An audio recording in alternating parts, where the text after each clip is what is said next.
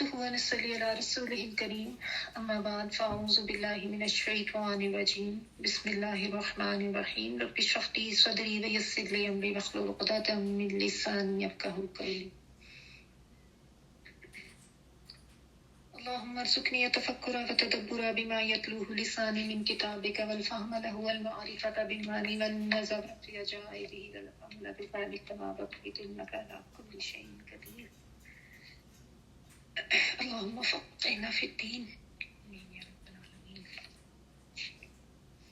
چلیے جی class start کرنے سے پہلے ہم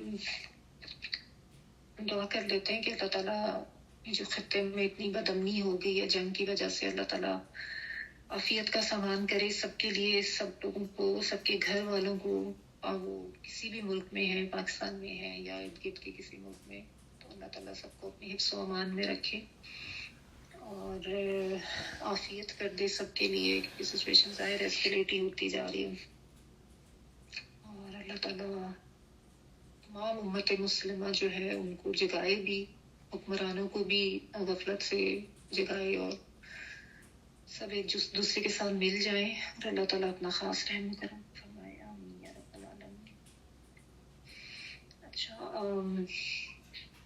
اچھا لیکچر سٹارٹ کرنے سے پہلے نا ایک کوشچن وہی تہجد سے ریلیٹڈ آیا تھا میرے پاس، تو میں نے کہا میں تھوڑا اس کو بھی ایڈریس کر دوں.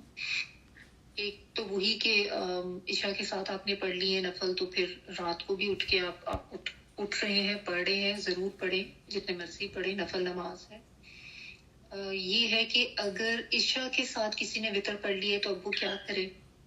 تو دیکھیں ایسا نہیں ہے کہ اگر آپ نے عشاء کے ساتھ وتر پڑھ لیا ہے اور آپ اب تہجد کے لیے اٹھ نہیں سکتے ہیں. نبی صلی اللہ علیہ وسلم سے وتر کے بعد بھی 2 نفل پڑھنا ثابت ہے.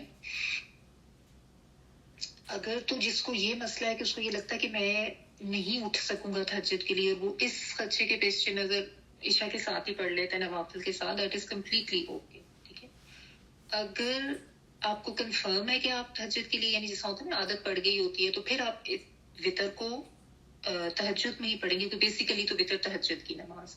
ٹھیک ہے، اگر کسی نے پڑھ لیا ہے وتر عشاء کے ساتھ تو وہ کیا کرے گا؟ کیا وہ دوبارہ پڑھے گا تہجد میں؟ تو نہیں، وہ دوبارہ نہیں پڑھے گا. دوبارہ بس وہ اپنے 2 کر کے جتنے نفل اس نے پڑھنے وہ پڑھ لے گا، کیونکہ بیسیکلی وتر کا مقصد یہ ہوتا ہے کہ جو تہجد کی نماز ہے اس کو، ساری نماز کو طاق کرنے کے لیے. تو اگر آپ نے پہلے ہی پڑھ لیا تھا اس خدشے سے کہ شاید آپ نہ اٹھ سکیں، تو دوبارہ اس کو ریپیٹ کرنے کی ضرورت نہیں ہے. ٹھیک ہے، اور باقی ہاں آپ جتنے پڑھنا چاہیں آپ پڑھ لیں. ٹھیک ہے جی، چلیں. ایسے سوال ہوتے ہیں جن سے باقیوں کا بھی فائدہ ہو سکتا ہے، تو اس لیے میں اس کو کلاس میں بھی ڈسکس کر لیتا ہوں، ضروری سمجھتی ہوں. اچھا جی، چلیں جی، let's get back to our today's آیات. سورۃ یوسف احسن القصص ہم پڑھ رہے ہیں. آج ہم نے آیت نمبر 34 سے آنورڈس پڑھنا ہے. اس میں ہم دیکھتے ہیں کہ حضرت یوسف علیہ السلام کا جو قصہ ہے مرحلہ وار آگے آگے بڑھ رہا ہے. کنویں سے نکال کے غلام بنا کے بیچے جانے کے بعد جب وہ مصر میں عزیز مصر کے گھر پہنچتے ہیں، وہاں پہ جوان ہوتے ہیں، پرسنالٹی ان کی بہت کیرزمیٹک، بہت ہی زیادہ خوبصورت نوجوان، اور پھر اخلاق و کردار بھی بہت اعلیٰ قسم کا. تو عزیز مصر کی بیوی جو ہے وہ ان کو ورک لانے کی کوشش کرتی ہے، لیکن یہاں پہ ان کی کردار کی مضبوطی بہت نظر آتی ہے. اللہ کی پناہ مانگتے ہیں اور وہاں سے نکل کے بھاگتے ہیں، اور پھر وہ کشمکش میں ان کا کرتا پیچھے سے پھاڑ دیتی ہے زلیخا نام جو بلامومات ہے. اور دروازے پہ جب پہنچتے ہیں تو اس کا شوہر وہاں پہ کھڑا ہوتا ہے، اور پھر وہ فوراً سارا ہوتا ہے جو ہے وہ حضرت یوسف علیہ السلام پہ ڈال کے اپنی پاکیزگی کو ظاہر کرنے کی کوشش کرتی ہے. خود نیک بن جاتی ہے، الزام ان پہ ڈال دیتی ہے. اور پھر ایک کسی سیانے کے کہنے کے مطابق کہ کرتے کو دیکھا جائے کہ اگر پیچھے سے پھٹا ہے تو یہ عورت جو ہے وہ جھوٹ بول رہی ہے، جو کہ ویسا ہی ہوتا ہے. تو یہاں پہ اس قصے میں اب دونوں حضرت یوسف علیہ السلام کا قصہ جو ہے وہ ان کی صداقت اور اس عورت کے جھوٹے ہونے کو ثابت کرتا ہے. جیسے کہ پہلے جب بھائیوں کا جو واقعہ تھا اس میں کرتے نے بھائیوں کے جھوٹ کو ثابت کیا تھا. تو حضرت یوسف علیہ السلام کا کرتا جو ہے نا ساری اسٹوری میں ایک سمبولک وہ ہے، خاص اس کی اہمیت ہے.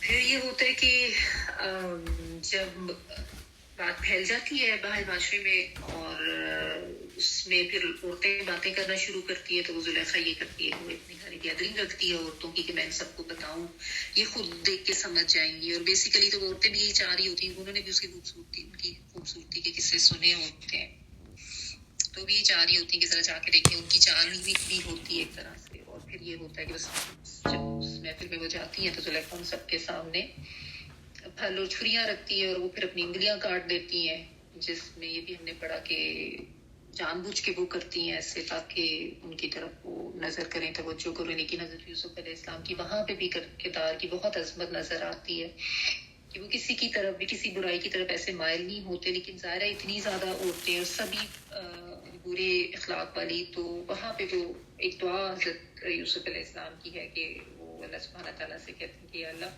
کیونکہ وہ جو عزیز مصر کی بیوی ہے وہ یہ کہتی ہے کہ اگر یہ اس نے وہ نہ کیا, یعنی اس کی آپ بے باکی اور برائی کا حالات اس کا دیکھیں کہ اگر اس نے میری بات نہ مانی نا تو اس کو میں ضرور قید کروا دوں گی اور یہ رسوا ذلیل ہونے والے لوگوں میں سے ہوں. اور جب وہ یہ کہتی ہیں اور پھر باقی عورتیں بھی سارے مل کے ان کو برائی کی دعوت دے رہی ہوتی, تو وہاں پہ پھر وہ یہ دعا کر رہے تھے کہ یا اللہ مجھے قید خانہ جو ہے وہ زیادہ پیارا ہے بنسبت اس برے فعل کی طرف جس کی طرف یہ مجھے بلاتی ہیں. اور اگر تو نے ان کی چال میرے سے دور نہیں کی تو کہیں میں بھی ان کی طرف مائل نہ ہو جاؤں اور میں جاہلوں میں سے نہ ہو جاؤں. یہاں تک ہم نے کیا تھا. اور اس میں یہی پتہ چلتا ہے کہ جب بھی اس طرح کی اوور ویلمنگ سچویشن ہو جائے تو مومن کا رویہ کیا ہونا چاہیے. یہ نہیں کہ اس چیز کو بہانہ بنا کے بہک جائے, پھسل جائے اور غلط اس طرف چلا جائے اور پھر اس کے لیے مطلب جو ہے وہ اپنے لیے جسٹیفیکیشن دے دے. اب اس میں آپ دیکھیں نا, جو ایک تو مصر کے معاشرے میں جو اتنی بے باکی تھی, اتنا مادر پدر آزاد معاشرہ تھا اور اتنی گری ہوئی اخلاقی حرکتیں ان کی, وہ سب بھی نظر آتا ہے جو کہ آج کے معاشرے میں بھی ہے. صرف یعنی نہیں کہ اتنے کچھ 5000 سال پہلے ہی ایسا ہوتا تھا تو اب نہیں ہوتا. بات ہوئی ہے کہ شیطان ہر دور میں انسانوں کو برگلاتا رہا ہے اور لوگ اسی طرح سے کرتے ہیں. اور تو ایک طرف ان فاسق فاجر اور برے اخلاق والی عورتوں کا کردار ہے, اور دوسری طرف ایک بہت بلند کردار حضرت یوسف علیہ السلام کا, مرد ہونے کے باوجود, اتنی کیریزمیٹک پرسنالٹی ہونے کے باوجود ان کے کردار کی عظمت بھی بہت نظر آتی ہے. اور کہ انہوں نے کیونکہ ان کو اپنی آخرت نہیں برباد کرنی تھی نا, تو انہوں نے یہی کہا کہ ٹھیک ہے اگر یہ سجن میں ہی ڈالنا چاہتے ہیں قید خانے میں تو وہ میرے لیے پھر بھی بہتر ہے. یعنی ان کو اپنی پاک دامنی اتنی عزیز. یہاں پہ ایک نقطہ جو کچھ مفسرین اٹھاتے ہیں وہ یہ بھی اٹھاتے ہیں کہ دعا کے معاملے میں تھوڑا سا انسان کو زیادہ محتاط ہونا چاہیے. کہ اگر حضرت یوسف علیہ السلام عافیت مانگتے تو اللہ تعالیٰ کوئی بھی ذریعہ کر کے ان کے لیے عافیت نکال سکتے تھے. لیکن تو یہ ہے کہ دعا کرتے ہوئے بس یہ جو ایک ٹیکنیکلٹی ہے دعا کی کہ ہمیشہ عافیت اور خیریت اللہ سے مانگے. ہمیں بعض دفعہ نہیں پتا ہوتا ہے انسان بعض دفعہ حالات سے ایسا اوور ویلم ہو جاتا ہے کہ آپ کو نہیں سمجھ آتی, آپ کو جو صحیح لگ رہا ہوتا ہے آپ وہی کہتے ہیں. لیکن جو بھی بولیں بس ساتھ خیریت عافیت ضرور اللہ تعالیٰ سے مانگنے کے. اللہ تعالیٰ کے لیے تو کوئی بھی راستہ کھولنا آسان نہیں ہے. لیکن وہیں دوسرے مفسرین ذرا یہ بھی لکھتے ہیں کہ یہ اللہ تعالیٰ کا فیصلہ تھا اور یہ ایسا ہی ہونا تھا. تو اللہ تعالیٰ کا جو فیصلہ تھا وہ ان کی زبان سے بطور دعا جو ہے وہ ادا ہو گیا. ظاہر ہے مختلف علماء کی اپنی اپنی آراء ہیں اس کے اوپر, اور جو بھی ہمارے لیے دونوں رائے میں جو سیکھنے کے پہلو ہیں ہمیں اسی پہ غور کرنا چاہیے. تو وہ ہم نے دیکھا. اور آگے پڑھتے ہیں, آیت نمبر 34 پڑھی. فاستجاب له ربه فصرف عنه كيدهن انه هو السميع العليم. چنانچہ اس کے رب نے یوسف کی دعا قبول کر لی اور عورتوں کے مکر کو ان سے دور رکھا, بے شک وہ سب کچھ سننے والا اور خوب جاننے والا. فاستجاب جواب دینا, جیم واو با فاتو کے معنوں میں. استجاب جو ہے نا وہ بیسیکلی قبول کرنے کے معنوں میں. تو قبول کر لی, دعا قبول کر لی. ہو سکتا ہے آپ کے پاس سن لی دعا یہ بھی لکھا ہو, کیونکہ ظاہر ہے جو سنتا ہے وہ جواب دیتا ہے. تو اس طرح سے بہرحال جیم واو با اس کا روپ پڑے. تو دعا قبول کر لی. لہو لیے اس کے, رب نے اس کے, फसरफा तो फेर दिया, सरफा होता है दूर कर देना, फेर देना, तो फेर दिया अनहु उससे, कैद हुन्ना, कैद कहते हैं चाल को, चाल हुन्ना जो है ये मुन्नस के लिए आता है, औरतों के लिए, क्या चाल उन औरतों की, इन्नहु बेशक हो, हुआ वही अस्समीन खूब खूब सुनने वाला है, अल अली बहुत ज्यादा जानने वाला या खूब इल्म। अब वो ये कि हज़रत यूसुफ अलैहिस्सलाम ने जो दुआ मांगी थी, अल्लाह सुब्हाना ताला ने वो दुआ इसी तरह कबूल कर ली, और वो चाह ही रहे थे कि इन औरतों के मकरो फरेब से बच जाएं, और बाकी उनकी इतनी कोशिश के बावजूद किसी का भी मकर और फरेब जो है वो उनके ऊपर नहीं चल सका। और अल्लाह सुब्हाना ताला तो खूब दुआओं के सुनने वाले और खूब खूब जानने वाले। तो यहाँ पे अल्लाह ताला की ये सिफात भी इसीलिए बयान की गई है कि इंसान को ये बावर कराया जाए कि दुआ मांगते हुए इस यकीन के साथ मांगने कि अल्लाह सुब्हाना ताला जो है वो सुनते हैं दुआ। और लेकिन दुआ में हमेशा आफियत और खैरियत ज़रूर मांगनी चाहिए।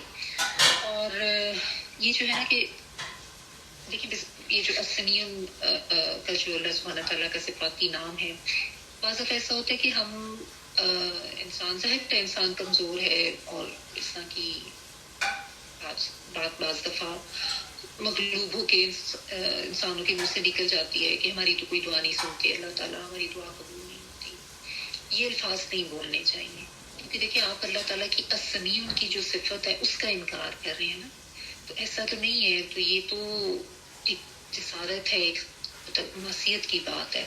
तो ऐसे अल्फाज कभी अपने ज़हन में अपने ज़बान पे ना लाएं। अगर ज़हन में ऐसा कोई ख्याल आए भी तो तावुज़ पढ़ें कि ये शैतान होता है जो इंसान को इस तरह की मायूसी में डलवाता है। बस ये यकीन रखें कि अभी इस दुआ का कबूल होना उस तरह से सही नहीं है। जब होगा तो अल्लाह सुब्हाना ताला ज़रूर सुनेंगे, और अल्लाह ताला सबकी दुआएं सुनते हैं, सबकी दुआएं जो हैं कबूल करते हैं। जो मुख्तलिफ कैफियत होती हैं दुआ कबूल होने के, मुख्तलिफ तरीके हैं, वो हम उसको देख चुके हैं। और अल्लाह ताला अलीम भी है। ऐसा नहीं है कि कोई ये सोच ले कि मैं तो इतने से दुआ मांग रहा हूँ, अल्लाह ताला को तो खबर ही कोई नहीं है, या अल्लाह ताला को तो पता ही नहीं है, या अल्लाह ताला माज़अल्लाह को ध्यान ही नहीं देते। तो ऐसा नहीं है, अल्लाह ताला को तो एक एक बंदे का पता है, कौन कहाँ पे किस तरह से दुआ मांग रहा है, किन हालात में है। अल्लाह ताला का अपना विज़डम है, उसके मुताबिक ही अल्लाह ताला के फैसले होते हैं। बहरहाल बाज़ दुआएं फौरी कबूल भी हो जाती हैं, जैसे इनकी जो दुआ थी फौरी कबूल हुई और एज इट इज़ कबूल हुई, ऐसा भी होता है बाज़ दफ़ा। ठीक है, तो मोमिन के लिए यही है कि दुनियावी लज्जतें, दुनियावी अट्रैक्शंस चाहे कितनी भी ज़्यादा भली लग रही हो, कितनी ज़्यादा खूबसूरत लग रही हो, तो शैतान का तो काम ही है कि वो दुनिया की लज्जतों को, गलत कामों को ऐसे मुज़य्यन करके दिखाता है कि इंसान कहता है बस यही सबसे बेस्ट है, और फिर इंसान अपने लिए जस्टिफिकेशंस भी ढूंढ लेता है, जैसा कि हम दूसरी तरह की औरतों का रवैया देख रहे हैं कि वो जस्टिफाई करना चाह रही हैं अपने आप। तो लेकिन ये है कि मोमिन को हमेशा अपनी आखिरत को तरजीह देनी है, चाहे उसके लिए दुनिया में कोई तकलीफ भी उठानी पड़ जाए, जैसे इनको कैद में भी जाना पड़ा, लेकिन उन्होंने उसको तरजीह दी। ठीक है, और ये यकीन ज़रूर मोमिन को होना चाहिए, इन्नहु हुवस्समीउल अलीम, अल्लाह ताला खबर भी रखते हैं, अल्लाह ताला दुआएं सुनते भी हैं, अल्लाह ताला दुआएं कबूल भी ज़रूर करते हैं। ठीक है, तो बेसब्री में आके कभी इस तरह के अल्फाज मुंह से नहीं निकालने चाहिए, क्योंकि ये भी नबी सल्लल्लाहु अलैहि वसल्लम की हदीस है कि अल्लाह ताला उस वक्त तक दुआएं सुनते और कबूल करते हैं जब तक कि कोई ये नहीं कहने लग जाता कि मेरी तो कोई दुआ कबूल नहीं, कि वो ज़ाहिर है अल्लाह ताला की नाराज़गी का बात। तो बस इबादत भी तो है ना, दुआ तो इबादत समझ के करते रहें। ठीक है, ये ना करें कि अब तो मैं नहीं करूँगा, अब मैं छोड़ दूँगा, ऐसे नहीं। अपना बस एक सब्र, बाज़ दफ़ा उसका भी इम्तिहान होता है, ईमान की भी आजमाइश होती है, और अल्लाह ताला ज़ाहिर अपनी विज़डम से उस दुआ को हम से चाहते हैं कबूल करते हैं। पर अब ये एक हज़रत यूसुफ अलैहिस्सलाम की ज़िंदगी में एक और ट्रायल आ गई। हम ये देख रहे हैं कि मुसलसल उनकी ज़िंदगी जो है ना, एक के बाद एक ट्रायल, एक के बाद एक ट्रायल, और उसमें फिर उनका जो एक अजीम किरदार और उनकी जो किरदार की जो बड़ी ज़बरदस्त صفات اور خصوصیات وہ بھی ہمیں نظر آ رہی ہیں، ان سے بھی ہمارے لیے سیکھنے کو بہت کچھ ہے. تو بہرحال اب ان کی زندگی کی ایک اور آزمائش، ایک اور مرحلہ قید میں جانے کا ہوا. ثم بدا لهم من بعد ما رأوا الآيات ليسجننه حتى حين. پھر کئی دلائل مل جانے کے بعد بھی ان لوگوں نے یہی سوچا کہ یوسف کو کچھ عرصے کے لیے قید میں ڈال دیا جائے.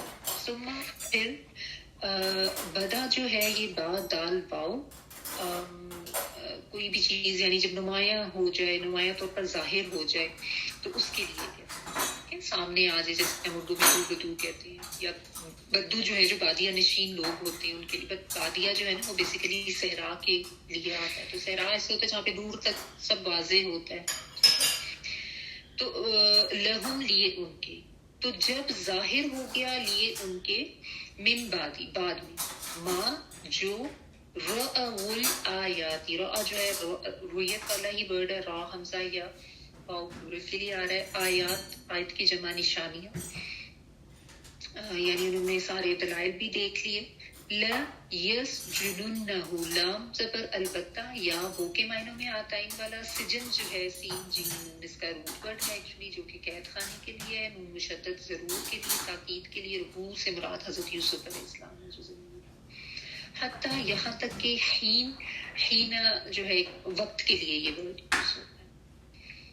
اچھا، اب ہوا یہ کہ وہ بات جو تھی وہ مزید پھیل گئی، ٹھیک ہے، کیونکہ بات کو چھپانے کی تو کوئی کوشش کسی نے کی بھی نہیں تھی نا، کیونکہ اتنا تو ان لوگوں کو کوئی اخلاق کی طور پر ان کی کوئی ایسی باؤنڈریز ہی نہیں تھی. وہ تو ساری باؤنڈریز کراس ہی کر کے بیٹھی ہوئی تھی، وہ عورتیں بھی اور مرد بھی سب ایسے ہی ہیں. تو بات جو تھی وہ پھیلتے پھیلتے اب ظاہر حکمرانوں تک بھی پہنچ گئی اور دیگر گھرانوں تک بھی پہنچ گئی. تو یعنی پورے شہر کے آپ کریں جو رئیس اور جو ایان سلطنت جو حکمران وغیرہ تھے، ان کو یہ بات اب یہ بھی پتہ چل چکی کہ حضرت یوسف علیہ السلام جو ہے وہ بے قصور بھی ہیں، اور اصل جو مجرم ہے وہ یہ عورت ہی ہے. لیکن اس کے باوجود مطلب ان کو سارے ثبوت بھی مل گئے. جو آیات ہیں یہاں سے مراد نشانیاں، یعنی وہ ثبوت، یعنی پتہ تو چل گیا تھا ان کو کہ یہ بے قصور ہی ہیں، اور ساری عورتیں جو ہیں وہ ان کے ساتھ اس طرف جا رہی ہیں. اب انہوں نے یہ کیا کہ بہتر یہی ہے کہ یوسف علیہ السلام جو ہے نا ان کو اٹھا کے قید خانے میں ڈال دیا جائے، کیونکہ اب تو ظاہر خالی وہ ایک عزیزہ مصر کی بیوی تو نہیں رہی تھی. اب جتنے بھی یہ حکمران تھے ان کی، یا جو ایلیٹس تھی ان کی بیگمات بھی اس جرم میں جو ہے وہ ساتھ ساتھ شریک ہو چکی تھی، ٹھیک ہے نا. تو ان کی اپنی بھی جو ہے وہ عزت خاک میں مل رہی تھی، وہ بھی داؤ پہ تھی، ٹھیک ہے نا. اور اس طرح انہوں نے یہ فیصلہ کیا کہ اس کو جو ہے وہ اٹھا کے سجن میں ڈالو، قید خانے میں ڈالو. یعنی اصل انہوں نے کہا کہ یہ فتنہ ہے، اس کو اٹھا کے قید خانے میں ڈالو، اس کو نظر سے ہٹا دو، تاکہ بات جو ہے وہ آئی گئی ہو جائے اور ہماری عزتیں بچ جائیں، ٹھیک ہے. اور یہی کیا انہوں نے. اب اس میں آپ دیکھیں کہ ابھی کتنے ہزار سال، 4000 4500 سال پہلے کا یہ واقعہ ہے، لیکن اس سے پتہ یہ چلتا ہے کہ چاہے آج کا دور ہو، چاہے اس سے کچھ عرصہ پہلے کا یا اتنے ہزار سال پہلے کا، یہ معاملہ تب بھی تھا کہ بغیر انصاف کیے، بغیر ثبوت کے، بس کسی بھی انسان کو جس کو راستے سے ہٹانا مقصود ہو، حکمران یہ جو بے ایمان حکمران ہوتے ہیں ان کا پرانا طریقہ ہے کہ اس کو اٹھا کے جیل میں ڈال دیا جائے، تاکہ اپنے کرتوت، اپنے جو گناہ ہیں، اپنے جو جرائم ہیں ان کے اوپر پردہ پڑ جائے، ٹھیک ہے. یعنی یہ جو طریقہ کار ہے نا ایسے فاسق اور فاجر حکمرانوں کا، یہ اتنے ہزار سال پہلے بھی ایسا ہی تھا. بس وہی بات ہے کہ کردار بدل جاتے ہیں لیکن یہ طریقے وہی ہیں. صرف فرق یہ ہے کہ وہ لوگ جمہوریت کا نام نہیں لیتے تھے، آج کل کے جو حکمران ہیں وہ جمہوریت کا رونا بھی پیٹتے رہتے ہیں، اور جو ان لوگوں کے پاس کوئی قانون نہیں ہوتا تھا اتنے سال پہلے کا جو معاشرہ، لیکن آج کل کے لوگ جو ہیں وہ قانون بھی بناتے ہیں اور اپنی مرضی کا قانون بناتے ہیں، جس میں مطلب کوئی انصاف نہیں ہوتا، اور جو ان کی حرکتیں ہیں ان کے اوپر پردہ ڈالنے کے لیے وہ قانون بناتے ہیں، چاہے اس کی وجہ سے کسی ایک نیک پارسا انسان کے ساتھ زیادتی بھی ہو رہی ہو، ٹھیک ہے نا. ان کا مقصد صرف یہ ہوتا ہے کہ ہماری جو عزت ہے وہ رہ جائے، ہماری جو حکومت ہے وہ برقرار رہے. باقی کسی نیک انسان کو بھی اٹھ کے ڈالنا پڑے تو اس کو فتنہ قرار دے دیں گے اور اس کو الزام بھی دے دیں گے اور اس کو راستے سے ہٹا دیں. تو یہاں پہ بھی آپ دیکھیں کہ ایک پاکیزہ کردار والے انسان کی تو اخلاقی فتح ہے، لیکن جو وہ مصر کا معاشرہ پورا ان کا جو عمرا اور حکام ہے ان کی کس طرح کی اخلاقی شکست ظاہر ہوتی ہے. حضرت یوسف علیہ السلام اب نون تھے، سب ان کو جانتے تھے، وہ کوئی گمنام آدمی نہیں تھے. اب ہر خاص و عام سے واقف ہو چکا تھا کہ کوئی ایسا شخص ہے عزیز مصر کے گھر میں جس کے ساتھ ساری جو عورتیں ہیں وہ اس طریقے سے وہ ہماری ہوتی جا رہی ہیں، ان کی شخصیت بھی ایسی ہے. تو بجائے اس کے کہ وہ اپنی عورتوں کو سمجھاتے یا کوئی انصاف سے کام لیتے، انہوں نے اتنی زیادہ ناانصافی کی اور ایک غیر قانونی حرکت کی. اور آج بھی آپ دیکھیں تو آپ کو ایسی مثال نظر آتی ہے نا کہ یہ جو شخص ہے یہ تو ملک و قوم کے لیے خطرہ ہے. ہوتا یہی ہے کہ اپنے آپ کو بچانے کے لیے، اپنے گناہوں پہ پردہ ڈالنے کے لیے دنیا کو یہ یقین دلانے کی کوشش کی جاتی ہے کہ یہ جو نیک انسان ہے نا یہ اصل میں ملک و قوم کے لیے بہت بڑا خطرہ ہو گیا ہے. تو اس لیے ہمیں اس کو اٹھا کے جو ہے وہ جیل میں ڈال دینا چاہیے تاکہ سارا ملک و قوم جو ہے وہ ایک طرح سے سیف ہو جائے اور یہ خطرہ جو ہے اس سے ہماری جان چھوٹ جائے. اور یہ جو ہے فتنہ ہے اور یہ ہمارے گھروں کو خراب کر رہا ہے. حالانکہ خرابی اپنے گھروں میں اپنے کرداروں میں ہے، لیکن اپنے آپ کو نہیں دیکھنا نا، اپنی جو گناہ ہے ان کو تو ثابت نہیں کرنا. تو یہ جو اب یہ مصر کے لوگ تو آپ کہہ لیں کہ انہوں نے تو صرف ظلم کیا نا، تو ہمارے تو جو آج کل کے حکمران ہیں وہ تو جھوٹے بھی ہیں اور بے حیا بھی ہیں کہ قانون بھی اپنی مرضی کے بنا لیے، جمہوریت کا بھی پردہ لے کے اس کے بھی لبادہ اوڑھ لیا اور اس کے بعد جو ہے وہ اس طرح سے انصاف کی دھجیاں پھیری اور جھوٹے الزام لگائے. شاید آپ کو لگ رہا ہو کہ میں کوئی بہت زیادہ سیاسی بیان دے رہی ہوں، تو ایسا نہیں ہے. مولانا مودودی رحمۃ اللہ علیہ کی تفسیر آپ آ کے پڑھ لیں، اس میں صحیح میں آپ کو بتا رہی ہوں کیونکہ ان کے ساتھ بھی یہی ہوا تھا. مولانا مودودی رحمۃ اللہ علیہ جو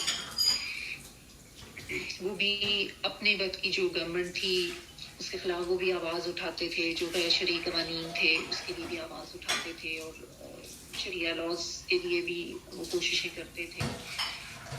تو یہ تو ہوتا ہے نا ہمارے معاشرے میں، جو بھی کوئی اسلام کا نام لے کر اسلامی قوانین کو اہمیت دینے کی کوشش کرتا ہے یا حکومت کے اوپر ان کی جو سیاکاریاں ہوتی ہیں وہ لوگوں کے اوپر واضح کرتا ہے، حکومت کے اوپر بات کرتا ہے، تو ایسے انسان کو فوری راستے سے ہٹانے کی کوشش کی جاتی ہے. ان کو تو ملٹیپل ٹائم اریسٹ کیا گیا تھا اور 1953 میں تو ان کے اوپر بلکہ ڈیتھ پینلٹی بھی آ گئی تھی، جس پہ بہت زیادہ لوگوں نے بھی شور مچایا. حالانکہ آپ دیکھیں دین کا کام کرنے والے، پھر انہوں نے بلکہ اپنی تفسیر زیادہ جیل میں ہی لکھی تھی.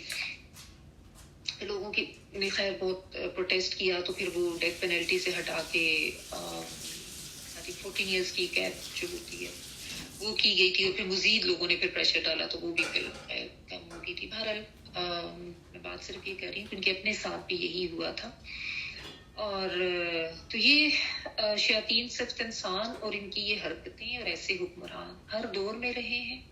اسی طرح نیک و شریف اور پارسا لوگوں کے ساتھ زیادتی اور ظلم کرتے رہے ہیں. وہی بات ہے کہ شکلیں کردار بدل جاتے ہیں، اعمال وہی رہتے ہیں، کیونکہ شیطان تو وہی ہے نا جو برقراتا رہتا ہے.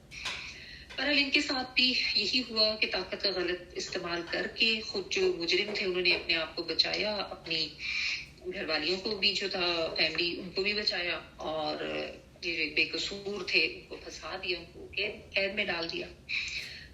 اب اس میں ایک چیز اور بھی اگر آپ دیکھیں نا کہ یہ جو عورتوں کی اس طرح کی بے حیائی، بے باکی اور اتنی ان کی آزادی، اس میں مردوں کی بھی تو کمزوری نظر آتی نا. جس معاشرے میں مرد اس طرح بے غیرت ہو جائیں نا وہاں پہ پھر عورتیں اسی طرح بے حیا ہو جاتی ہیں، اسی طرح حدود کراس کر کے اور شرم و حیا کا جنازہ ان کا نکل جاتا ہے. کوئی اخلاقی اقدار نہیں، کچھ بھی نہیں.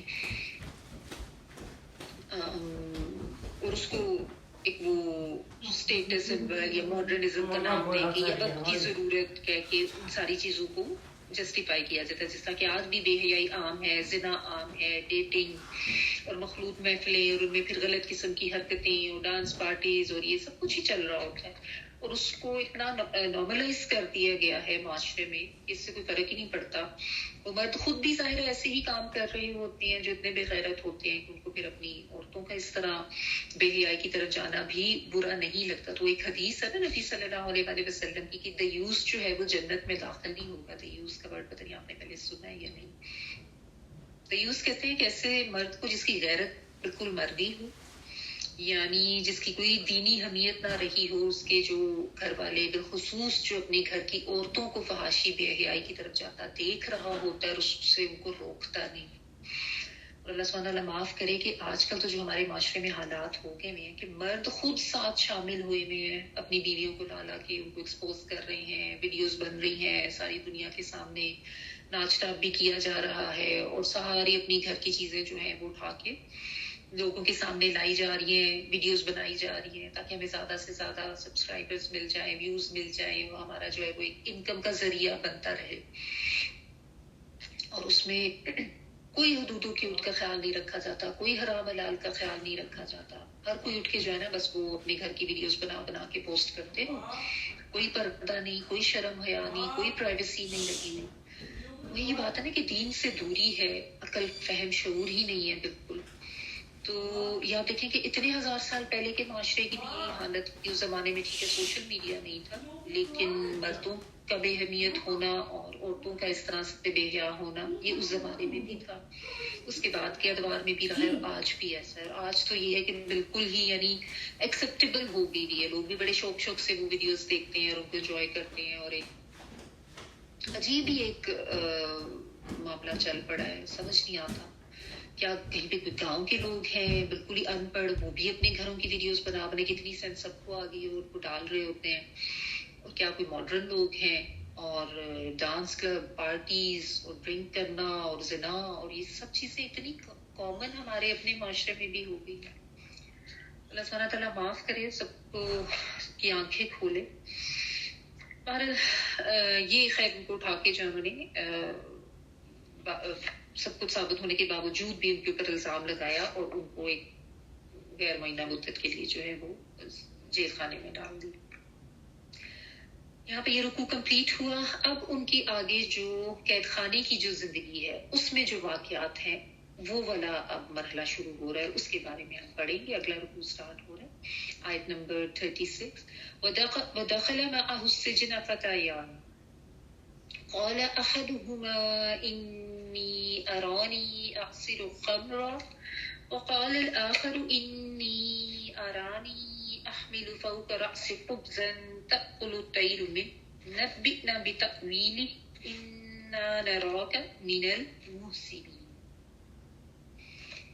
یوسف علیہ السلام کے ساتھ دو اور نوجوان بھی قید خانے میں داخل ہوئے. ان میں سے ایک نے کہا کہ میں نے خواب دیکھا کہ میں شراب نچوڑ رہا ہوں، اور دوسرے نے کہا کہ میں نے یہ خواب دیکھا کہ میں نے سر پر روٹیاں اٹھائی ہوئی ہیں جنہیں پرندے کھا رہے ہیں. پھر دونوں کہنے لگے کہ ہمیں اس کی تعبیر بتائیے، ہم تو آپ کو محسنین میں سے یا نیک لوگوں میں سے دیکھتے ہیں. وہ داخلہ اور داخل ہوئے، مَا کہتے ہیں استاد کو، ہو سے مراد حضرت یوسف علیہ السلام ہے، وہ کی ضمیر ان کے لیے ہے.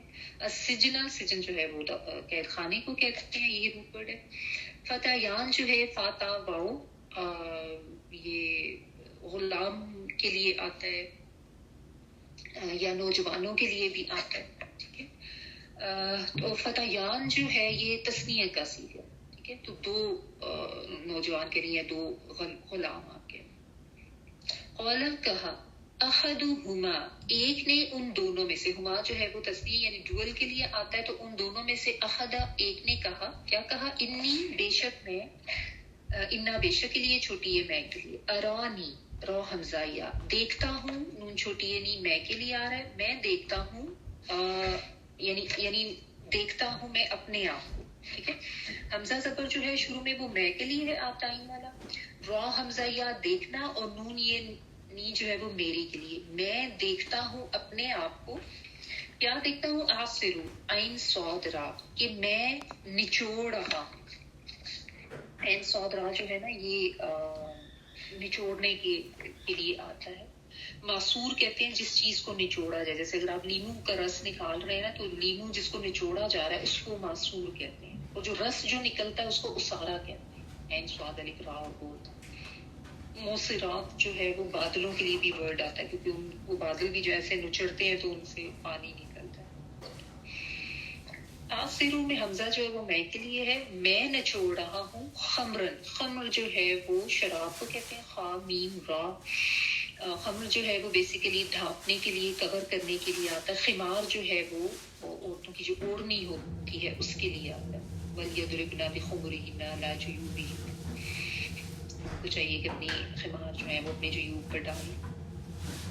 تو خمر جو ہے وہ شراب اس لیے خمر کہلاتی ہے کیونکہ وہ عقل کو ڈھانپ دیتی ہے. عقل کور ہو جاتی ہے اور انسان جو ہے وہ بدخشوری حرکتیں کرنے لگ جاتا ہے. اس لیے وَقَالَ اور کہا الآخر دوسرے نے یعنی دوسرا شخص ہے. اس نے کیا بولا؟ انا بے شک چھوٹی ہے میں. بے شک میں ارانی میں دیکھتا ہوں خود کو.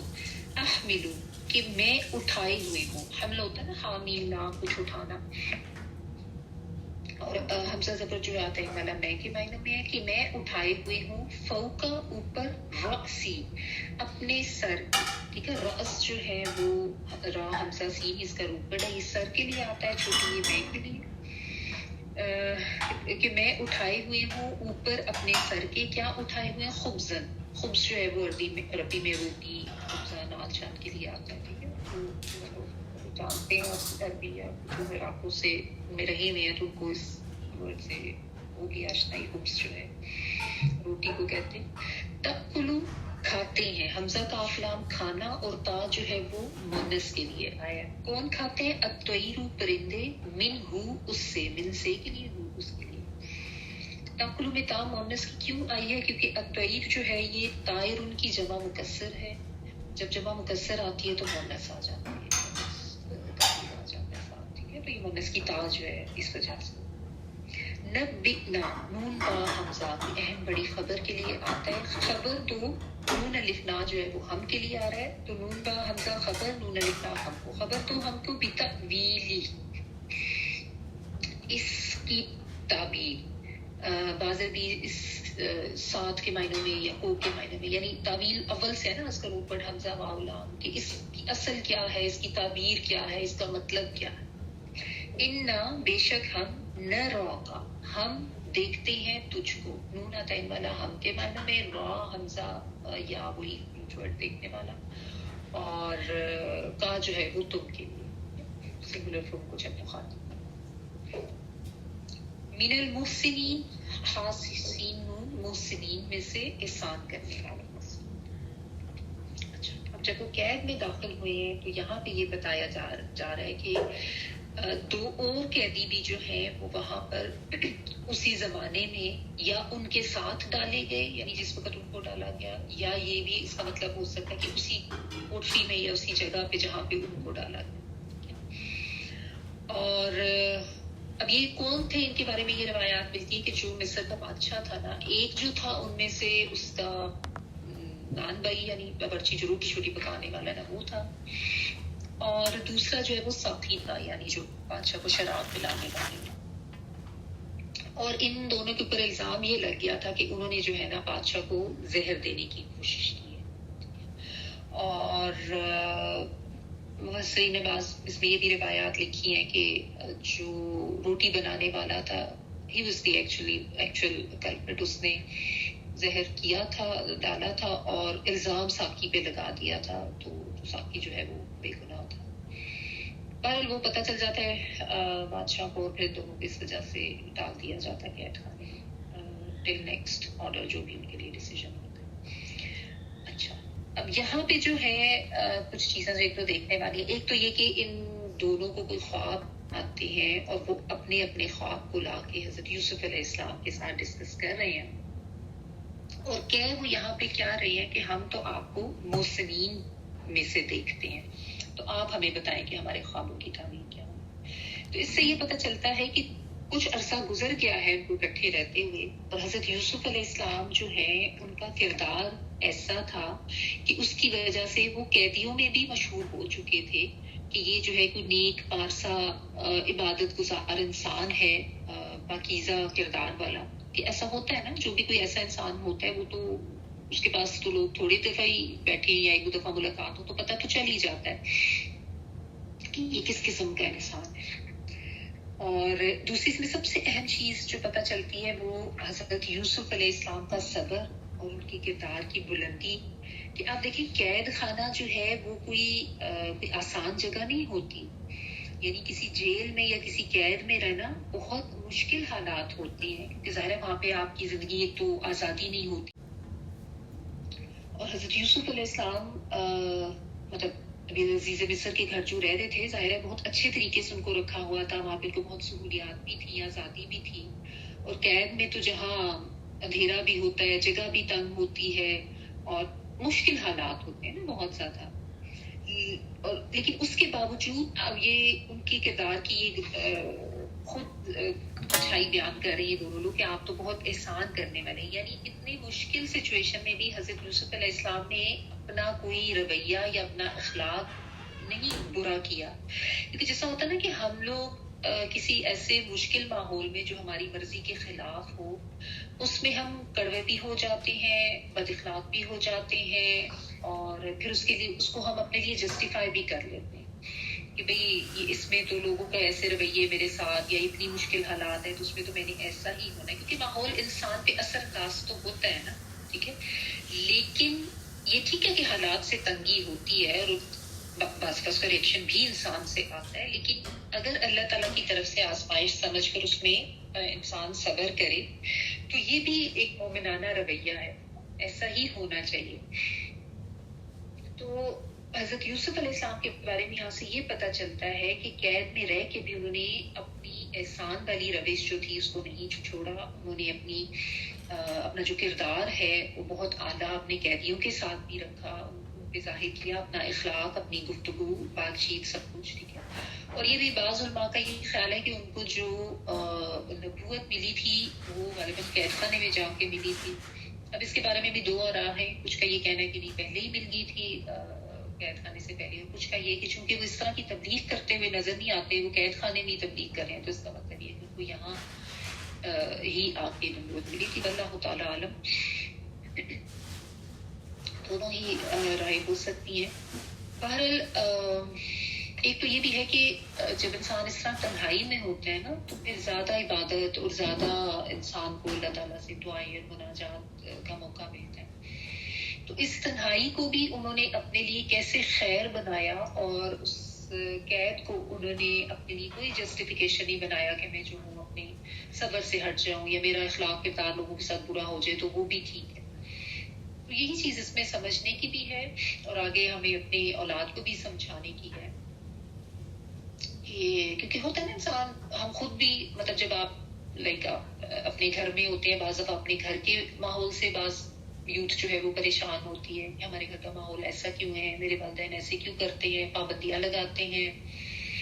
اور بعض دفعہ شادی کے بعد جس طرح ہوتا ہے بچوں کو کہ یہ سسرال کا ماحول اس طرح کا ہے, اور مطلب اللہ یہ کہ کوئی بہت ہی خطرناک ماحول, اس کی بات میں نہیں کر رہی, نارمل ایک جو ہوتا ہے کہ ظاہر ہے ڈفرینٹ ہی ہوتے ہیں ماحول جب ایک جگہ سے انسان دوسری جگہ جاتا ہے. تو فوری بے صبری نہیں ہونے کی ضرورت نہیں ہے کہ انسان بے صبرا ہو کے اور اس طرح سے واویلا کرنا شروع کر دے, جزا فضا کرنا شروع کر دے, یا لوگوں کے ساتھ برا سلوک کرنا شروع کر دے اور پھر کہ میں تو یہ سب کرنے میں جائز ہوں. اپنی طرف سے کوشش تو ظاہرہ ہونی چاہیے نا. یا کوئی بھی ایسی سچویشن آ جاتی ہے, فرض کریں کسی کا کوئی واسطہ پڑ جاتا ہے, کوئی رشتے داروں کے ساتھ ایسا کوئی ہو جاتا ہے, ان کے ساتھ لین دین یا معاملات کرنے پڑتے ہیں یا انٹریکشن کرنا پڑتا ہے اور وہ آپ کی مزاج کے بہت اگینسٹ ہے. ظاہر وہاں پہ بھی انسان کو احسان کی روش دکھانی ہے اور اچھا اخلاق بھی دکھانا ہے اور برداشت بھی کرنا ہے. اور بعض دفعہ کوئی آفس کولیگس ایسا معاملہ ہو سکتا ہے, کوئی بزنس ڈیل میں ایسا معاملہ ہو سکتا ہے. تو یہ زندگی کے ہر شعبے میں اس سے انسان کو یہ لیسن ملتا ہے حضرت یوسف علیہ السلام کی اخلاق و کردار سے اور ان کے جو صبر کا رویہ تھا کہ یہی ہمیں بھی اپنانے کی ضرورت ہے. یہ اللہ کی طرف سے آزمائش سب کی ہوتی ہے, تو آزمائش سمجھ کر اس پہ ثابت قدم رہنا ہے اور صبر دکھانا. اور ویسے بھی دیکھیں نا جس طرح یہ ہے نا کہ وہ جو ایک حدیث ہے الدنیا سجن المؤمن والجنت الکافر، کہ دنیا جو ہے وہ مومن کے لیے تو قید خانہ ہے، جنت تو کافروں کے لیے ہے دنیا. کیوں؟ کیونکہ جنت اس وجہ سے کہ کافر تو ہر چیز کے لیے آزاد، جو ان کا دل چاہے وہ کریں، جبکہ مومن کے لیے جب وہ سمجھ لیتا ہے کہ میں تو اللہ کا عبد ہوں اور میں نے اللہ کی مرضی کے مطابق زندگی گزارنی ہے، تو اس کے لیے تو پھر قدم قدم پر پابندیاں ہیں اور اس نے حرام سے بچنا ہے، قدم قدم پہ ٹیمپٹیشنز بھی ہوں گی، لیکن اس نے اپنے آپ کو حلال پہ روک کے رکھنا ہے. جیسے کہ حضرت یوسف علیہ السلام کی زندگی میں ہم دیکھ رہے ہیں کہ حرام کے مواقع بھی آئے، بہت زیادہ ٹیمپٹیشنز بھی ہیں، لیکن انہوں نے اپنے آپ کو روکا. تو مومن کے لیے یہ زندگی اس وجہ سے قید خانہ ہوتی ہے کہ پابندیاں بہت ہیں، وہ اپنی مرضی کے مطابق زندگی نہیں گزار سکتا. ایک مومن جو ہے وہ عبد ہوتا ہے نا، غلام ہوتا ہے، تو غلام تو قید نہیں ہوتا ہے. آزادی اگلے جہان میں جا کے ملے گی، جہاں پہ پھر اللہ تعالیٰ جنت کا حضور ممکن بنائے سب کے لیے، تو وہاں پہ پھر آزادی ہوگی کہ جو چاہے کھائیں پیئیں، جہاں چاہے آئے جائیں، جو مرضی کریں. تو اس حدیث کا مفہوم یہ بنتا ہے. تو اب اس میں بھی ایسا نہیں ہے کہ انسان یہ سمجھے کہ نہیں میں تو اتنی پابندیاں نہیں لے سکتا اور یہ تو پاسبل ہی نہیں ہے، یہ قابل عمل نہیں ہے، یا میں یہ کروں گا تو میرا تو دنیا کا بڑا نقصان ہو جائے گا. ٹھیک ہے، اب چاہے پابندیاں ہیں یا حدود ہیں جن کی پاسداری کرنی ہے، ایک جو ایمان والا ہے اس کو سب سے زیادہ فکر اپنے ایمان کی ہی ہونی چاہیے. اپنے ایمان کی حفاظت اور اپنے آخرت کی حفاظت، یہ سب سے زیادہ جو ہے وہ مد نظر رکھنا ہی مومن ہے. تو بہرحال وہ ان کی جو بھی ان کی عبادت گزار ہونا انہوں نے دیکھا، جو بھی ان کا اچھا اخلاق و کردار تھا وہ دیکھا. ظاہر احسان کی روش اپناتے ہوں گے قیدیوں کے ساتھ، بات چیت میں بھی، معاملات میں بھی کسی کی کوئی ہیلپ کر دیتے ہوں گے یا اچھی باتیں کرتے ہوں گے، تو اس سے ان کو اندازہ ہوا کہ یہ کوئی نیک انسان ہے. تو اس لیے، اور یہ تو ہوتا ہی ہے نا عموماً ہی کہ جب بھی لوگوں کو کوئی نیک اچھی سیرت کردار کا انسان نظر آتا ہے تو ان کی کوشش یہی ہوتی ہے کہ اپنے مسائل جو ہے وہ جا کے اس سے ڈسکس کریں، اس سے پوچھیں کہ یہ نیک بندہ ہے، کوئی اچھی بات اس سے پوچھ لیں یا اس کو شاید زیادہ پتہ ہوگا. بہرحال وہ اپنا خواب جو ہے اس بتاتے ہیں، اور جو نان بھائی ہے جو روٹی پکانے والا، وہ یہ کہتا ہے کہ میں نے خواب یہ دیکھا کہ میرے سر پہ میں نے روٹیاں اٹھائی نہیں اور پرندے آ کے روٹیاں اٹھا کے لے کے جا رہے ہیں. اور جو ساکھی ہے وہ یہ کہتا ہے کہ میں نے یہ دیکھا کہ میں شراب نچوڑ کے اپنے آقا کو جو ہے وہ شراب میں لاتا. اب آگے حضرت یوسف علیہ السلام جواب کیا دیکھتے ہیں وہ ہم پڑھ لیتے ہیں اگلی آیت میں. قال لا يأتيكما طعام ترزقانه إلا نبأتكما بتأويله قبل أن يأتيكما ذلكما مما علمني ربي إني تركت ملة قوم لا يؤمنون بالله وهم بالآخرة هم كافرون. یوسف علیہ السلام نے فرمایا جو کھانا تمہیں یہاں ملتا ہے اس کے آنے سے پہلے پہلے میں تمہیں تعبیر بتا دوں گا. یہ وہ علم ہے جو مجھے میرے رب نے سکھایا ہے. میں نے ان لوگوں کے دین کو ترک کیا ہے جو اللہ پر ایمان نہیں لاتے اور جو آخرت کے بھی انکاری. اولا انہوں نے کہا حضرت یوسف علیہ السلام نے، لا نہیں، یأتیکما وہ آئے گا تم دونوں کے پاس. یا وہ کے معنوں میں آتا ہے بلا حمزہ تا یا روٹ ورڈ ہے. آنا کما جو ہے وہ تسکیہ کا صیغہ ہے، تم دونوں کا سنگل تم کے لیے، کم پلورل تم کے لیے، اور بیچ میں کما جو ہے وہ ڈوئل کے لیے آتا ہے. میں نے آپ کو پہلے بھی بتایا کہ عربی میں واحد کا صیغہ، تسنیہ کا صیغہ اور جمع کا صیغہ، جبکہ اردو میں ہم صرف واحد اور جمع کرتے ہیں اور انگلش میں بھی ہم سنگولر اور پلورل ہی کرتے ہیں. تو یہ تسنیہ کا صیغہ ہے. تعامن مین کھانے سے ہے کھانا. اس نے کہا کہ نہیں آئے گا تم دونوں کے پاس کھانا، ترزقانہ تم دونوں کھلائے جاتے ہو اس کو.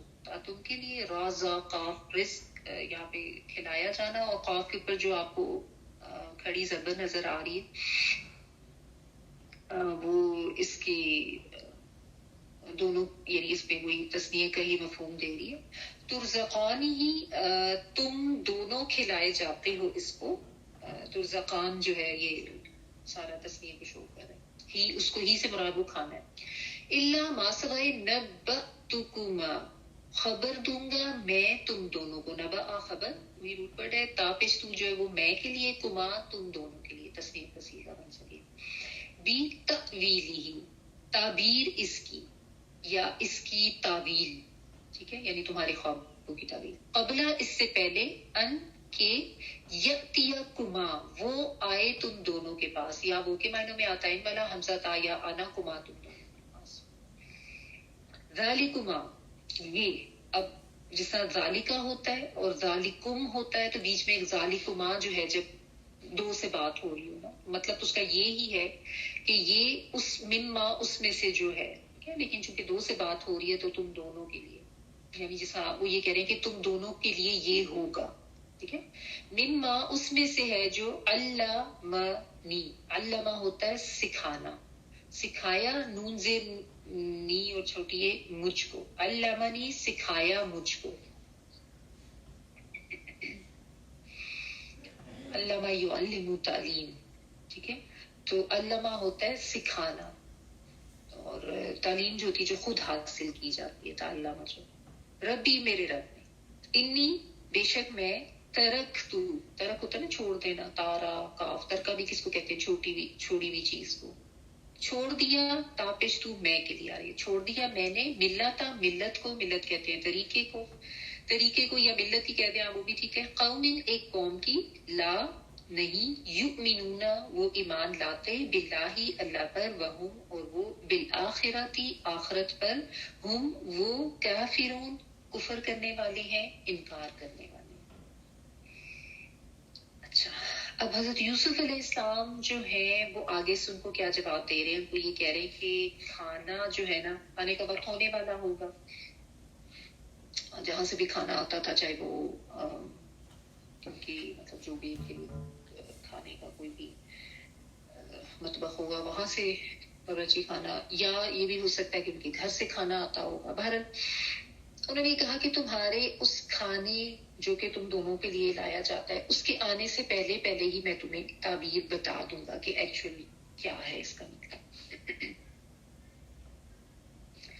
تو اس میں ایک تو یہی بات کہ یعنی ان کو یہ وہ ایک تمہید باندھ رہے ہیں کہ بہت زیادہ, یعنی تم, کیونکہ ہوتا ہے نا کھانے کا ٹائم ہو تو انسان کا دھیان ذرا کھانے کی طرف زیادہ ہوتا ہے, تو وہ ان کو یہ تسلی دے رہے ہیں کہ ہاں میں تمہیں ابھی بس فوری بتا دوں گا اس کے بارے میں. کیونکہ وہ بیسیکلی ان سے بات جو ہے وہ کچھ اور پہلے کرنا چاہ رہے ہیں, تو یہ نہ ہو کہ وہ بات سن کے بھی صبرے ہو جائے گی, کھانے کا ٹائم ہونے والا ہے تو ہمیں جلدی جلدی بس بات بتاؤ, ہماری تعبیر بتاؤ, اور باقی فالتو کی باتیں نہ کریں. کیونکہ یہاں پہ حضرت یوسف علیہ السلام نے نا بہت زیادہ موقع سے فائدہ اٹھا کے اللہ کے دین کی تبلیغ کی ہے, بہت مختصر لیکن جامع الفاظ میں. اس سے پہلے وہ ان کو یہ تسلی دے رہے ہیں کہ کھانا آنے سے پہلے میں تمہیں بتا دوں گا, یعنی یہ تم جلدی نہ کرنا کہ وہ کھانے کا وقت ہو رہا ہے تو زیادہ لمبی بات نہ کریں. یہ بھی بڑی حکمت کا پوائنٹ ہے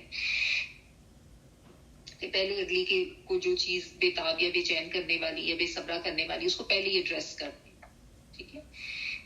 اچھا, کچھ علماء نے اس پہ مفسرین نے یہ بھی کہا ہے کہ انہوں نے, ان کے کہنے کا مطلب یہ تھا کہ ابھی جو کھانا آئے گا نا, میں اس کی تعویل بھی تمہیں بتا دوں گا, کہ یعنی مجھے پتا ہے کہ کھانا کیا آئے گا, چاول آئیں گے, روٹی آئیں گی, کیا آئے گا, ٹھیک ہے. زیادہ تر اس کا یہی ہے کہ چونکہ خواب کی تعبیر وہ پوچھ رہے تھے تو اسی کے بارے میں وہ بتا رہے ہیں. کچھ نے یہ کہا کہ انہوں نے پہلے ان کو یہ بتایا کہ میں تمہیں بھی کھانے کے بارے میں بھی بتا دوں گا کہ وہ کیا ہے. اوکے, تو اس میں پھر ایک دو اور چیزیں جو سمجھنے کی ہیں, کہ ایک تو آپ دیکھیں کہ حضرت یوسف علیہ السلام حالانکہ دیکھیں نبی بھی ہیں, علم بھی اللہ تعالیٰ کی طرف سے عطا کیا گیا, خاص علم, خوابوں کی تعبیر, معاملہ فہمی وہ بھی عطا کی گئی, لیکن اور حکمت بھی اللہ کی طرف سے, لیکن ان کی جو ایک عاجزی ہے نا اس میں, اس کو اگر آپ دیکھیں کہ کسی چیز کو یا اپنی کسی علم کو یا اپنی کسی صلاحیت کو اپنے ساتھ نہیں جوڑے. یہ وہ علم ہے جو میرے رب نے مجھے دیا, علمنی ربی, میرا رب ہے, اپنے رب سے اپنے تعلق کو بھی بیان کر رہے ہیں اور ساتھ یہ بھی کہہ رہے ہیں کہ تو مجھے رب نے سکھایا, یعنی میرے پاس کوئی غیب کا علم نہیں ہے, اصل علم تو اللہ کے پاس ہے, وہ عالم الغیب ہے. ہاں, لیکن اللہ نے اپنے فضل سے مجھے کچھ علم سکھا دیا. حالانکہ آپ دیکھیں ایسے موقع پر عموماً جو لوگوں کا رویہ ہوتا ہے وہ کیا ہوتا ہے کہ لوگوں کو اپنے آپ سے متاثر کرنے کے لیے کہ کوئی جا کے ان کو کہے کہ جی اچھا آپ ہمیں بتا دیں آپ کو اس کی کوئی تعبیر پتہ ہے یا آپ کے پاس آپ بڑے عالم لگتے ہیں یا آپ بڑے نیک لگتے ہیں، تو ایک ہوتا ہے انسان کے اندر ایک وہ تکبر کا ایلیمنٹ آ جاتا ہے اور پھر وہ مزید لوگوں کو متاثر کرنے کی کوشش کرتا ہے. اپنی بات تو کرتے ہی اپنی ہی بات کریں گے، اللہ کی بات نہیں کریں گے، اپنی بات کو اللہ کے ساتھ منسوخ کر کے نہیں کریں گے کہ میری تو یہ صلاحیت اللہ کی طرف سے. بالعموم جو لوگوں کا رویہ ہوتا ہے نا، وہ جسے کہتے ہیں نا وہ ایک وہ پھولے نہ سمانا اور اپنی شیخیاں بگاڑنا شروع کرنا، اپنی بڑائی ظاہر کرنا شروع کرنا تاکہ میرے علم کی دھاک بیٹھ جائے، مجھ سے لوگ متاثر ہو جائیں کہ ہاں میں تم کو یہ بتاتا. یہاں پہ ایسا کوئی رویہ نہیں آتا. وہ کہتے ہیں یہ تو میرے رب کا احسان ہے میرے اوپر، اس کا فضل ہے کہ اس نے مجھے یہ علم دیا ہے. ٹھیک ہے. اور کیوں اللہ کا یہ رب کا اللہ کا یہ احسان ہے میرے اوپر؟ کیونکہ میں نے غلط جو راستہ یا طریقہ ہے اس کی طرف جانے کی کوشش نہیں کی، یا میں اس راستے پہ نہیں رہا، ایک ایسی قوم کے راستے پہ جو کہ اللہ پر ایمان نہیں رکھتی اور آخرت کے بھی انکاری ہے. کیونکہ رہ تو انہیں میں رہے تھے نا اتنے سالوں سے، لیکن ظاہر ہے باپ کی تربیت گٹی میں پڑی ہوئی تھی، پھر اللہ تعالیٰ کی طرف سے بھی گائیڈنس آ گئی. تو وہی بات کہ جو میں نے آپ کو کہا نا کہ بڑی حکمت سے انہوں نے پہلے تو ان کے ذہن کو بھی پرسکون کر دیا کہ کوئی کھانے کی جلدی کی وجہ سے تم میری بات کو اگنور نہ کرو، اس سے پہلے میں تمہیں بتا دوں گا. لیکن ساتھ دین کی تبلیغ کو کس طریقے سے کر رہے ہیں کہ اللہ پر ایمان لانا ضروری ہے، آخرت پر ایمان لانا ضروری ہے. اور میں نے یہی کیا ہے کہ میں نے چھوڑنے کا مطلب یہ نہیں ہے کہ مطلب معاذ اللہ کہ پہلے میں اس پہ تھا تو اب میں ہٹ گیا، بس یہ کہ میری اس سے بیزاری ہے. ٹھیک ہے. میں اللہ کو واحد مانتا ہوں، میں آخرت پر بھی مان لاتا ہوں، اور یہ فرقان جو مجھے اللہ تعالیٰ نے دیا ہے اسی وجہ سے دیا ہے کہ جو بھی یعنی جو بھی اللہ سے جڑ جاتا ہے اور اللہ کا جو بھی دیا ہوا علم ہے اس کو سیکھتا سمجھتا اور اس کے اوپر عمل کرتا ہے، تو ظاہر اللہ تعالیٰ کی طرف سے ایک برہان، ایک فرقان، ایک بصیرت اس کو عطا کی جاتی ہے. یہ تو اللہ سبحانہ تعالیٰ کا احسان ہوتا ہے نا. ٹھیک ہے. تو وہ جو بھی ان کا علم ہے اس کا سورس اللہ تعالیٰ کی ذات کو قرار دے رہے ہیں. ٹھیک ہے. اور ساتھ ہی کہہ رہے ہیں کہ میرا اس قسم کی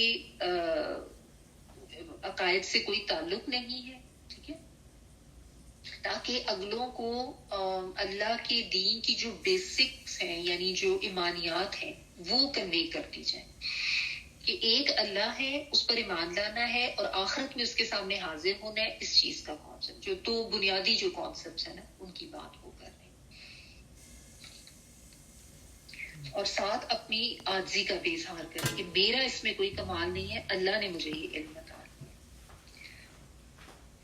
واتبعت ملة آبائي إبراهيم وإسحاق ويعقوب ما كان لنا أن نشرك بالله من شيء ذلك من فضل الله علينا وعلى الناس ولكن أكثر الناس لا يشكرون.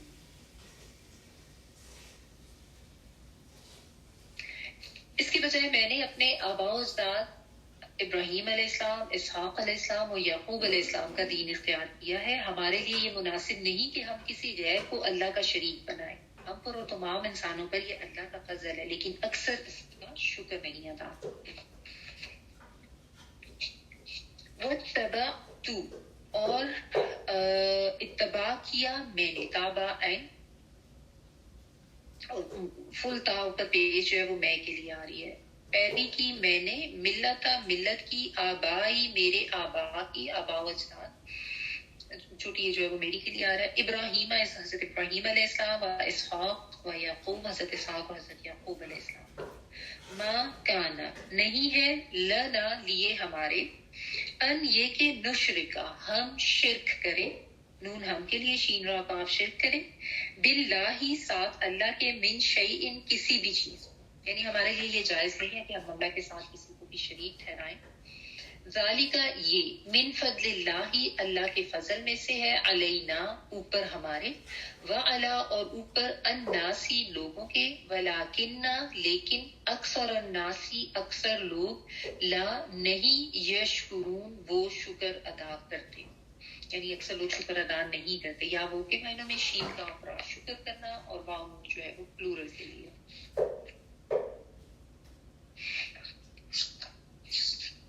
دعوت الشکور میں نے آپ کو شاید پہلے بھی ایک دفعہ بتایا تھا کہ جانور کا اتنا چارہ کھا کھا کے اس کا پیٹ بھر جانا کہ پیٹ اس کا پھول جائے، اور یہ اس معنوں میں بھی آتا ہے شین کا افرا کہ کم بھی چارہ ملے تو اس میں بھی جو ہے وہ جو جانور ہے وہ راضی رہے اور وہ اس کی حالت جو ہے وہ اچھی ہی رہے. تو یعنی جیسے بھی حالات ہوں اللہ تعالیٰ کے سامنے جو ہے وہ انسان شکر کا ہی رویہ رکھے. اچھا، اب ہوا کیا کہ حضرت یوسف علیہ السلام پہلے تو اللہ پر ایمان لانے، آخرت پر ایمان لانے کی بات کریں، اور ساتھ سب سے پہلے اپنے عمل کو وہ ظاہر کر رہے ہیں.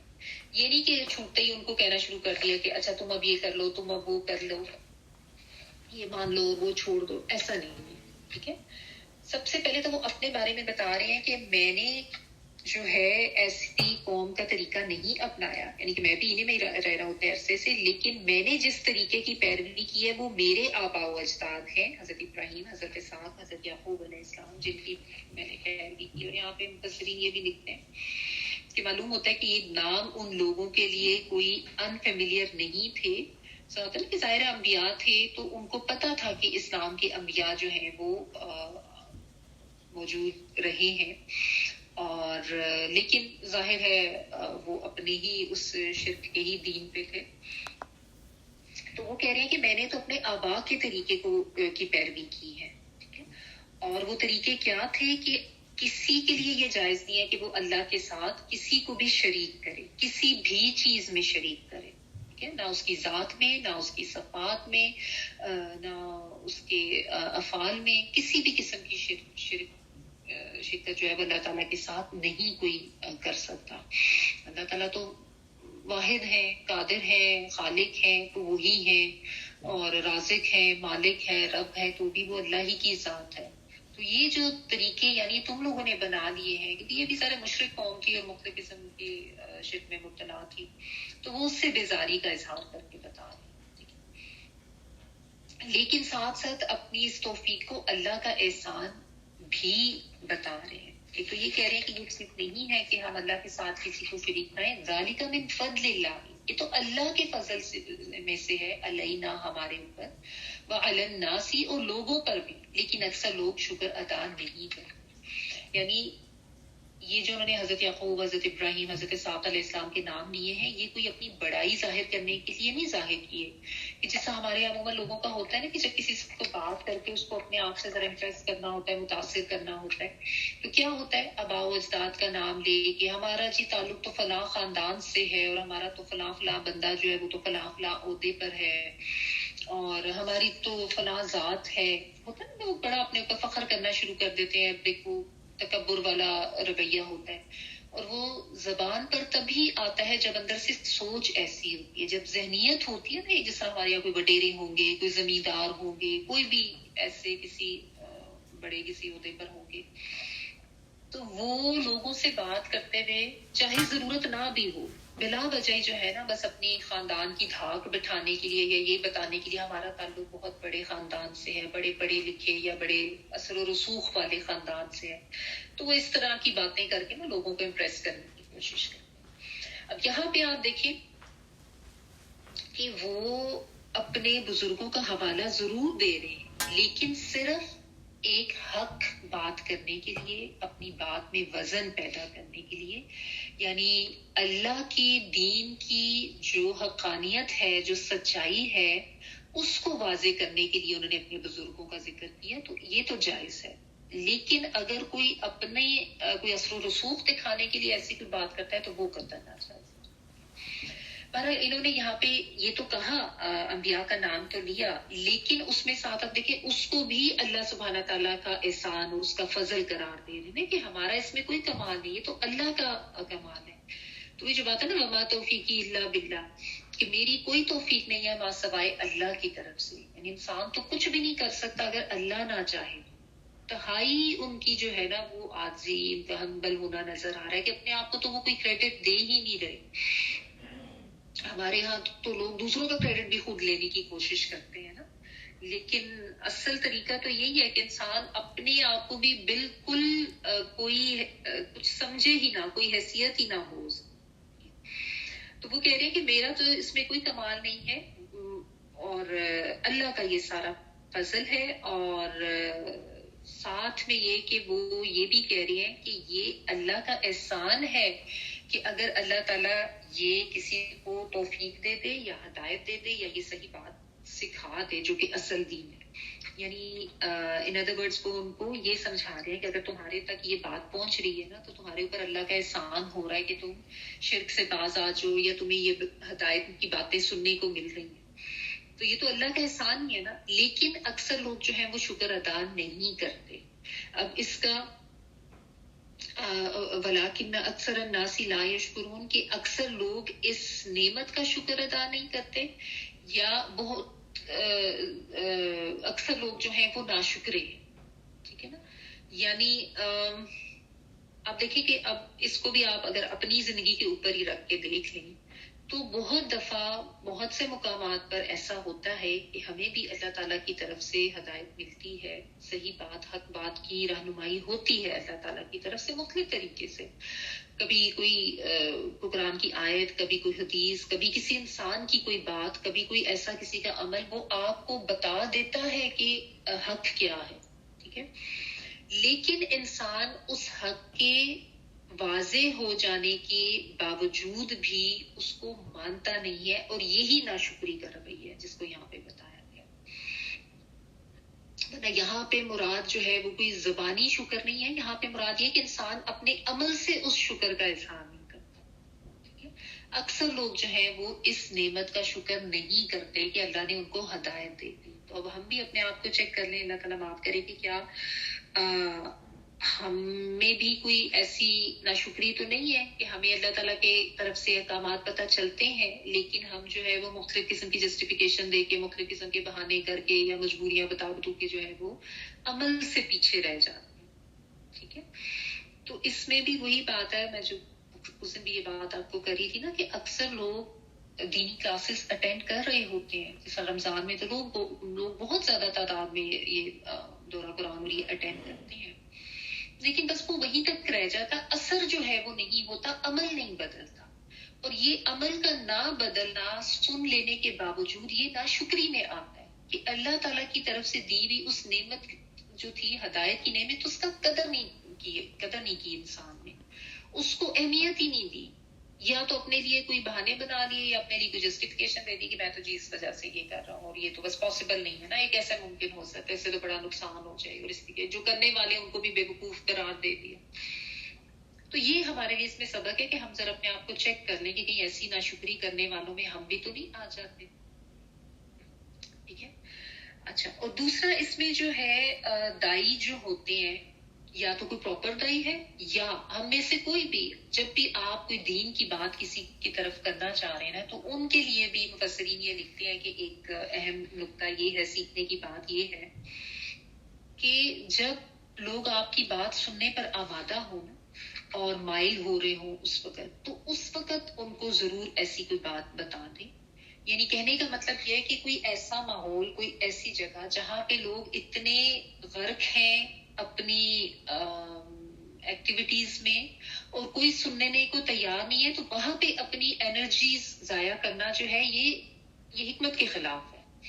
فرض کریں یعنی آپ کسی ایسی آپ کسی ایسی محفل میں آپ کا گزر ہوتا ہے جہاں پہ کوئی ڈانس پارٹیز ہیں اور لوگ سخت مگن ہیں اور مخلوط محفل ہے اور ہر قسم کی جو ہے وہ حدود کراس ہو رہی ہیں اور سب میوزک اور ڈرنک سب کچھ چل رہا ہے. وہاں پہ آپ دیکھ رہے ہیں کہ ایک ماحول ایسا ہے کہ یہاں پہ اگر آپ کھڑے ہو کے ابھی کوئی دین کی بات کریں گے تو آپ کی بات کوئی نہیں سنے گا نا. ٹھیک ہے نا. تو اس وقت حکمت کا تقاضا یہ ہے کہ اس وقت آپ بات نہ کریں جہاں پہ سب اپنی اس میں اتنا مگن ہے. ٹھیک ہے نا. تو یہ ایک اہم پہلو ہے. اور جب آپ کو لگے کہ لوگ آپ سے کچھ پوچھ رہے ہیں یا آپ کی طرف متوجہ ہیں تو اس وقت کوئی بھی حق بات، کوئی بھی دین کی بات جو ہے وہ آپ ضرور پہنچائیں. اب یہاں پہ انہوں نے دیکھ لیا تھا نا، حضرت یوسف علیہ السلام کی حکمت اس میں نظر آتی ہے کہ جب ان کو لگا کہ یہ میرے پاس آئے ہیں کچھ ایسا معاملہ لے کے، تو اب ظاہر ہے یہ میری بات تو سنیں گے نا. بیکاز انہوں نے تو نہیں کہا تھا کہ تم آؤ میرے پاس، وہ خود آئے تھے، ان کی جو بھی شہرت تھی یا جو بھی ان کا انہوں نے کردار اور رویہ دیکھا تھا، تب ان کو یہ پتا تھا کہ ابھی میرے سے پوچھ رہے ہیں تو میری بات کی طرف ان کی توجہ ضرور ہوگی، دھیان سے سنیں گے، اس موقع کا وہ فائدہ اٹھا رہے ہیں کہ یہ نہیں انہوں نے کہا، وہ یہ بھی تو کہہ سکتے تھے نا فوراً ہی ان کو کہہ دیتے کہ ہاں تمہارے خواب کی یہ تعبیر ہے، تمہارے خواب کی وہ تعبیر ہے، لیکن نہیں، انہوں نے اللہ کے دین کی تبلیغ کرنے کا یہ جو ایک گولڈن چانس ان کو ملا تھا اس کو ہاتھ سے گوایا نہیں. تو یہ بڑی حکمت ہے یہاں پہ، جو بھی دین کی بات سمجھانے والا ہے یا آگے پہنچانے والا ہے اس کو یہ طریقہ جو ہے وہ ضرور سمجھ آنی چاہیے کہ جب ایسا موقع ملے کہ لوگ جو ہیں وہ ریڈی ٹو لسن ہے اور تیار ہیں تو اس موقع کو ضائع نہ کرے، ٹھیک ہے، لیکن جہاں سننے کو تیار نہیں ہے وہاں پہ حکمت کا تقاضا یہی ہے کہ وہاں پہ پھر نہ ہو.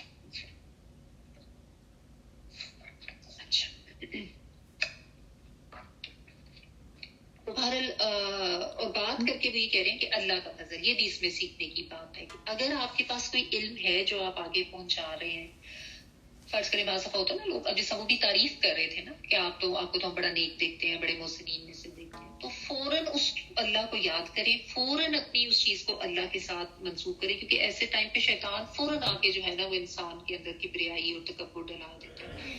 فوراً بولیں کہ میرا کوئی اس میں احسان نہیں ہے، میرا کوئی اس میں اپنی کوئی میری صلاحیت نہیں ہے، میری کوئی اس میں کامیابی نہیں ہے، یہ صرف اللہ کا احسان ہے.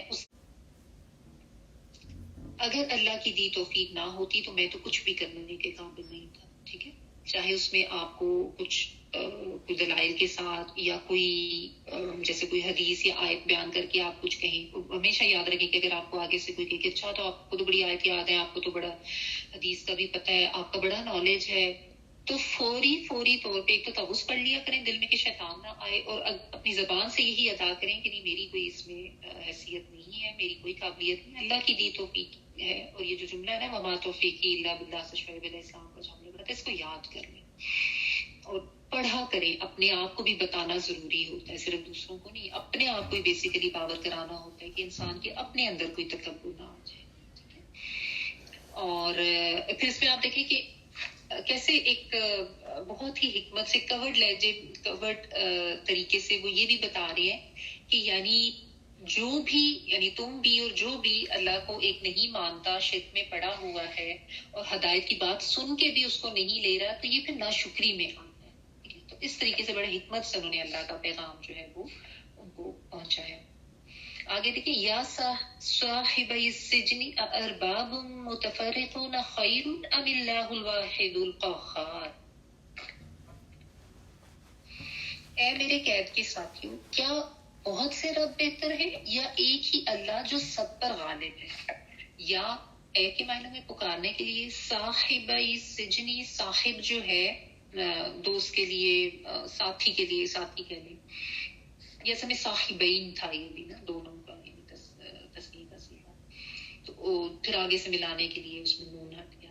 السجن، سجن قید خانہ، یعنی اے میرے دو ساتھیوں قید خانے کے، یا میرے قید خانے کے دو ساتھیوں. حمزہ زبر جو ہے نا کیا کے معنوں میں ہے، عربی میں عموماً جو حروف ہوتے ہیں ان کا بھی مطلب ہوتا ہے. تو حمزہ زبر کیا، ارباب رب کی جمع ہے، بہت سے رب، متفرقون مختلف قسم کے. یہاں پہ رب جو ہے نا وہ آقا یا مالک کے معنوں میں ہے. متفرق ان فرق سے ہے، فارق، مختلف قسم کے، یعنی ایک دوسرے سے جدا جدا. خیر بہتر ہے، ام یا اللہ سبحانہ تعالیٰ کی ذات، الواحد جو واحد ہے، القہار جو بہت زیادہ قوت والا ہے، بہت ڈومیننٹ ہے، مائٹی زبردست ہے، طاقتور ہے، جو بہت زیادہ غلبہ ہے. اچھا، اب اس میں بھی آپ دیکھیں حضرت یوسف علیہ السلام کے کردار میں ایک تو یہ جو اپنائیت نظر آ رہی ہے نا، یہ بھی سیکھنے کی ہے کہ مطلب ان کا نام لے کے بات وہ نہیں کر رہے، نام تو ظاہر پتہ ہی ہوں گے نا، کچھ عرصے سے اگر ساتھ رہ ہی رہے تھے، تو اپنائیت سے کہ اے میرے قید خانے کے ساتھیوں، یعنی اپنے آپ کو بھی انہی کے لیول پہ رکھیں کہ وہ اگر مجھے یہ کہہ رہے ہیں کہ تم بڑے نیک پاک ہو، محسنین ہو، تو میں نے یہ نہیں اپنے آپ کو جو ہے وہ دوسروں سے بہتر نہیں سمجھنا شروع کر دینا. جو اللہ والے ہوتے ہیں نا ان کا یہی معاملہ ہوتا ہے کہ وہ اپنے آپ کو عام لوگوں کے لیول پر ہی رکھتے بھی ہیں اور ان کے اندر تھاٹ بھی یہی ہوتی ہے, سمجھتے بھی یہی ہے. تو وہ یہ کہہ رہے ہیں یعنی جیسے میں قید میں ہوں تم بھی میرے ساتھی ہو, میرے ہی لیول کے ہو. حالانکہ دیکھیں مشرک ہے بندے جو ہے سامنے جو جن سے وہ بات کر رہے ہیں, اور یہ تو اللہ کو ماننے والے بھی نبی بھی ہیں.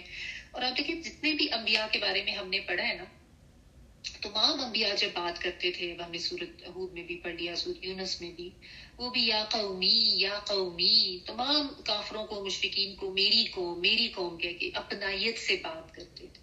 ٹھیک ہے نا, تو یہی انداز ہونا چاہیے جب بھی آپ نے کسی کو کچھ سمجھانا ہے, بتانا ہے, یا آپ دین پڑھ رہے ہیں, پڑھا رہے ہیں, کہ کبھی بھی اپنے آپ کو بڑا ظاہر کر کے دوسروں سے بات نہ کہیں, اپنا ساتھی ہی کہہ کے بات کریں کہ ہم سب ایک ہی اس میں, کیونکہ ہر انسان جو ہے وہ کسی نہ کسی لیول پر طالب علم ہی ہے.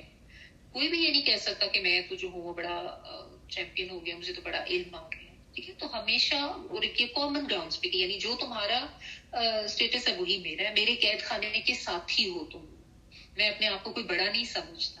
ٹھیک ہے, تو اور بات بھی جو ہے وہ دیکھیں کیسے دلائل کے ساتھ کر رہے ہیں, یہ نہیں کہ بس ایسے ہی ایک دم اچھا نہیں تم ایسا کرو, بس ایک اللہ کی عبادت کرو, آخرت پر ایمان لے آؤ. نہیں, دیکھیں کتنی زیادہ ایک تو اپنائیت والا انداز اور کتنی زیادہ مدلل وے میں وہ بات کریں کہ کیا مختلف قسم کے الہ جو ہے یا مختلف قسم کے رب جو ہے, یہاں پہ رب جو ہے انسان آپ کہتے ہیں مالک کے معنی میں, وہ اس لیے کیونکہ ان کو پتا تھا کہ یہ دو جو ہے کون لوگ ہیں, مطلب بادشاہ کے غلام تھے یا بادشاہ کے لیے کام کرنے والے تھے.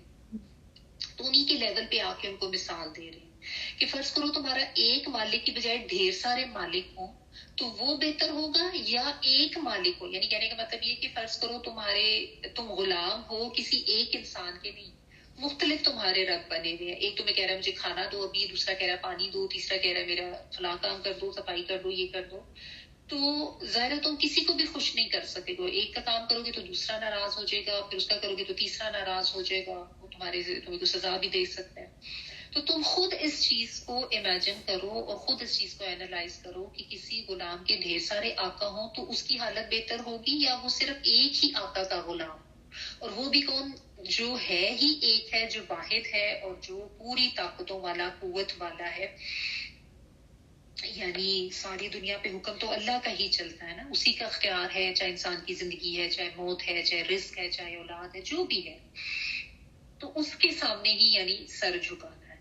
ٹھیک ہے, اور یہ ہوتا ہے نا کہ کوشچننگ میں جو ہوتا ہے سوالیہ انداز, یہ ذہن کو تحریک دیتا ہے, یہ انسان کو غفلت سے جگاتا ہے, تھوڑا انسان کو جھنجھوڑتا ہے, اس کو جگاتا ہے, اور انسان کو جو ہے نا ایک سوچنے کی طرف لے کے جاتا ہے. کہ جب سوال, اسی لیے بچوں سے بھی جب آپ بات کریں نا تو کچھ ان کو سمجھا رہے ہیں تو کچھ تھوڑی بہت کوشچننگ ضرور کریں, کہ اگر کوئی سو بھی گیا نا تو بیچ میں جاگ جائے. تو یہ, اور دوسرا یہ ہوتا ہے کہ انسان پر جب خود سوچتا ہے تو پھر بہت سے پہلو اس کے اوپر واضح ہو جاتے ہیں. تو یعنی الوف نہ بنا رہے آگے کوئی, اس کو کچھ ایسی تحریک ملے. تو یہ طریقہ وہاں پہ وہ اپنا رہے ہیں, اور یہی طریقہ ہونا چاہیے جب بھی آپ کسی کو کچھ سمجھا رہے ہیں. تو وہ یہ کہہ رہے ہیں کہ ایک اللہ بہتر ہے یا متفرق رب. متفرق رب یعنی دیکھیں نا کہ ذات میں متفرق, کوئی سورج کو پوج رہا ہے, کسی نے ستارے کو اپنا رب بنایا ہوا ہے, کوئی فرشتوں کو مان رہے ہیں, کسی نے جانوروں, ہاتھی, سانپ, بندر, ان کو جو ہے وہ اپنے لیے رب بنا لیا ہوا ہے. تو ذات میں بھی متفرق ہے, صفات میں بھی متفرق ہے. لوگ کہتے ہیں جی یہ تو دولت کی دیوی ہے, وہ رزق دینے والا ہے, وہ ہواؤں کو چلانے والا ہے, تو فلاں جو ہے وہ بارش لانے والا ہے. اتنے الہ لوگوں نے بنائے ہوئے, ہزاروں کی تعداد میں. ٹھیک ہے نا, اور پھر متفرق فی العدد بھی ہو جاتا ہے وہ, یعنی کہ تعداد میں بھی مختلف ہیں. کچھ نے 5-10 رکھے ہوں گے, کچھ نے 100-200 رکھے ہوں گے, تو کسی کے تو 1000, 2000, 3000, جن کے بارے میں ان کو بس سنا ہوتا ہے کہ اتنے ہیں, پتہ ان کو خود بھی یاد, ان کو خود بھی نہیں ہوتے. کون اتنے یاد رکھ سکتا ہے. ٹھیک ہے, تو یہ بات ہے متفرق کی, کہ یعنی جس لحاظ سے بھی آپ متفرق اس کو لے لیں کہ بہتر کیا ہے, اس کی بجائے تم اگر ایک رب کو مان لو جو قوت والا ہے, جو طاقت والا ہے اور اصل رب ہے, تو وہ تمہارے لیے بہتر نہیں ہوگا. تو یہاں پہ بھی آپ دیکھیں کہ سیکھنے کا پہلو اس میں یہی ہے کہ ایک طریقہ ہے محض لیکچر دے دینے کا، اور دوسرا طریقہ ہوتا ہے کہ بات بتانے کے ساتھ ساتھ جو لیکچر ہے اس میں دلائل ہونے چاہیے، کوئی سوالات یا کوئی ایسی آپ کہہ لیں کہ تحریک دی جانی چاہیے، یا ایک کوئی اس طرح کا پہلو ضرور ہونا چاہیے بات میں کہ اگلے کو یہ سمجھائیں کہ اپنے اوپر رکھ کے سوچو، اس بات کو اپنے اوپر اپلائی کر کے دیکھو کہ کیا تم سمجھتے ہو کہ تم یہ جو کام کر رہے وہ صحیح ہے یا نہیں. یعنی ایک فوڈ فور تھاٹ جو ہے، ایک کوشچن ضرور اگلے کے ذہن کو ہلانے کے لیے اس میں ڈالیں کہ ہم دیکھیں کہ ہم اس معاملے میں کس طرح کا رویہ رکھتے ہیں، یا ہماری سوچ کیا ہے، یا ہمارا عمل کیا ہے. ٹھیک ہے، تو وہ بھی جو ہے نا ان کو بڑے اچھے طریقے سے ایک ایگزامپل دے کے سمجھا رہے ہیں. جس طرح آپ کسی کو بات کرتے ہوئے کہہ لیں کہ دیکھیں اگر گاڑی کی ڈرائیونگ سیٹ پر 2 ڈرائیورز بیٹھ جائیں گے تو کیا ہوگا، کس کی بات مانی جائے گی، اسٹیئرنگ کون گھمائے گا. تو ایسے بھی کائنات کا نظام بھی زیادہ تر اگر زیادہ کوئی معبود ہوں گے تو ایک کہے گا ابھی بارش کرنی ہے، دوسرا کہے گا نہیں ابھی سورج نکلنا چاہیے، ایک کہے گا میں نے فلاں کو رزق دینا ہے، دوسرا کہے گا نہیں میں نے اس کی دولت روکنی ہے. تو ایک کیوس نہیں مچ جائے گا. جیسے دنیا میں بھی ہر طاقتور ملک اپنی طاقت منوانے کے چکروں میں ہوتا ہے تو پھر جنگیں ہو جاتی ہیں جیسے اب آج کل ہو رہی. تو یہ وہ ان کو سمجھا رہے ہیں کہ ایک رب کی طرف آ جاؤ، ایک کی عبادت کر لو. اور ایگزامپل ان کو کیا دے رہے ہیں، ان کی اپنی زندگی سے جو ان کا پیشہ تھا جس سے وہ ہو کر آ رہے ہیں، کہ ان کو یہ بتایا جائے کہ اگر تمہارے زیادہ سارے آقا ہوتے تو تم کیا کرتے. ٹھیک ہے، سو دس از اے ویری گڈ ایگزامپل، اور بہت حکمت کی بات اس میں پتہ چلتی ہے کہ جب کسی کو سمجھانا ہے تو کوشچن کر کے، دلائل دے کے، اس کے ذہن کو جگا کے. ٹھیک ہے، اور شرک سے بچانے کے لیے جب بات کرنی ہے تو کس طرح کی ایگزامپلس دی جاتی ہیں. ٹھیک ہے، اللہ تعالیٰ نے سب کو سمجھ کے پڑھنے اس پر عمل کرنے کی توفیق عطا فرمائے. آخر دعوانا الحمدللہ رب العالمین. جی تلاوت پلیز پلے کر دیں آیت نمبر 34.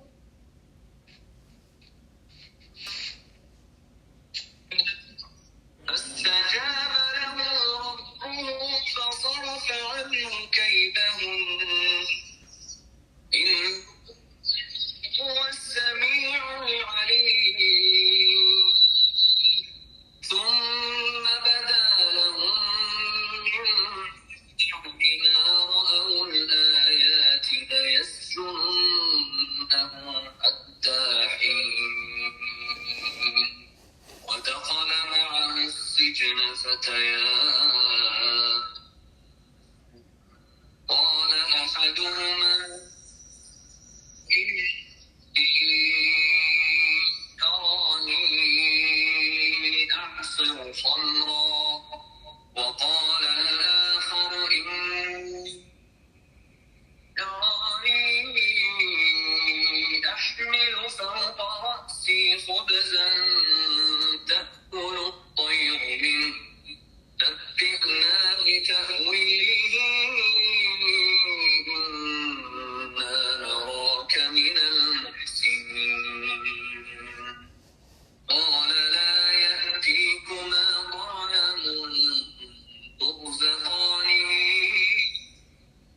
إلا نبأتكما بتأويله قبل أن يأتيكما ذلكما مما علمني ربي إني تركت ملة قوم لا يؤمنون بالله وهم بالآخرة هم كافرون واتبعت ملة آبائي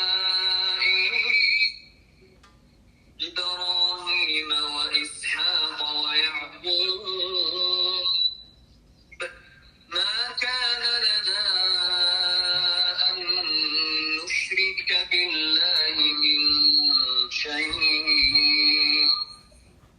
ذلك من فضل الله علينا وعلى الناس ولكن أكثر الناس لا يشكرون.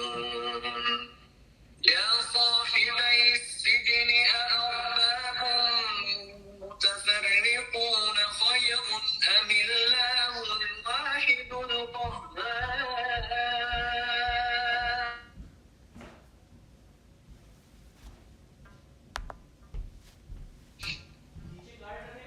پاکستان والوں کے لیے بہت لیٹ ہو جاتا ہے. ویسے تو سب پہ جزاکم اللہ خیرن کثیرا, لیکن پاکستان والوں کو میں ضرور اپریشیٹ کروں گی. اللہ تعالیٰ بہت قدردان ہے, اللہ تعالیٰ بہت قدردانی کرے آپ لوگوں کی. آپ لوگ لیٹ بھی بیٹھ کے اٹینڈ کرتے ہیں, اور آپ سب کے علم اور عمل میں اضافہ فرمائے. آمین یا رب العالمین. سبحانک اللہم و بحمدک, نشہد ان لا الہ الا انت, نستغفرک ونتوب الیک. سبحان ربک رب العزۃ عما یصفون, سلام علی المرسلین, والحمد للہ رب العالمین. بارک اللہ لی و لکم فی القرآن العظیم, ونفعني وایاکم بما یعظ و ذکر الحکیم. دعا کر لیجیے.